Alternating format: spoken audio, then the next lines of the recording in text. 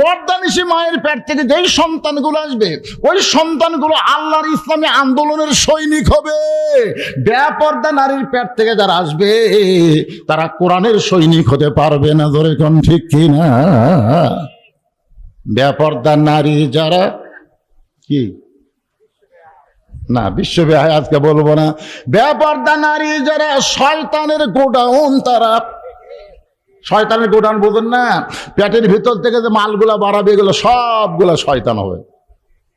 আজকে রাস্তাঘাটে তাকায় দেখেন মানবরূপী শয়তান কম না বেশি? রোজার দিনে হোটেলের দরজাত কালো পর্দা দিয়ে সমানে খায়। এক ছেলে আমার কয়, হুজুর 11 মাস আমার খিদা কম, রোজার মাসে এত খিদা লাগে বুঝি না। আমি বললাম তোর মার কাছে গিয়ে বলতো কেন খিদা লাগে। তোকে আমার মা কেমনে যাবে জানবে? আরে বলেই দেখ। ও মায়ের কাছে গিয়ে বলতেছে, মা 11 মাস আমার খিদা কম, রোজার মাসে এত খিদা লাগে কেন? মা বলতেছে তোর দাদি এই সর্বনাশ করছে।